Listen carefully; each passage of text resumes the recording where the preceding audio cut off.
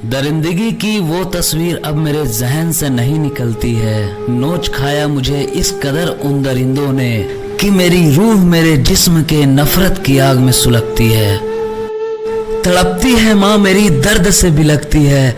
बाबा की आंखों में यूं आंसू देख मेरी आंखें मेरी जिंदगी के हालातों पे तरसती हैं। बचपन से पढ़ती आ रही थी कि इस दुनिया में इंसानियत बसती है, पर आज जब इस शीशे में खुद को निहारूं तो इस दुनिया में सिर्फ हैवानियत दिखती है। जब कपड़े फाड़ रहे थे वो मेरी सिर्फ मेरी नहीं, इंसानियत और मासूमियत के भी कपड़े फाड़ रहे थे।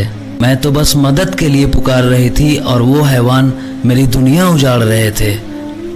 बाद में बहुत लोग आए तो किसी ने मेरी मजहब पूछी तो किसी ने पूछी मेरी इजात, पर ये बात किसी ने नहीं पूछी कि किस दर्द से गुजर रहे हो आप।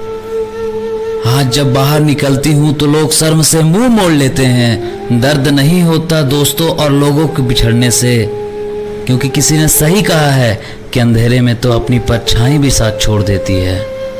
लोगों के लिए तो मसालेदार खबर बन गई हूँ मैं, लेकिन खुद की जिंदगी के लिए जहर बन गई हूँ मैं। मेरे आंखों में आंसू के बूंद नहीं दिख रहे हैं क्योंकि खून की आंसू रो रही हूँ मैं। जिंदगी इस कदर जहन्नुम बन गई है कि जिंदगी से ही मुंह मोड़ ली हूँ मैं।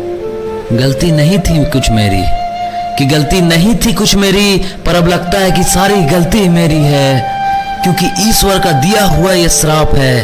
क्योंकि मैं लड़की हूँ, शायद इसीलिए ये पाप है, शायद इसीलिए ये पाप है।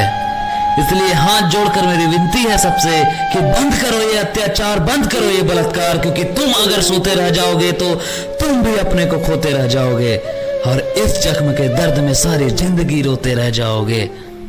अंधेरी रात में निकली थी तभी तो नोचा था दरिंदों ने, अंधेरी रात में निकली थी तभी तो नोचा था दरिंदों ने।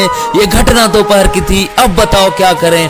और बाप ने लगा ली फांसी वकील का बयान सुनकर, तुम्हारी लड़की ने पहल किया, अब बताओ क्या करें।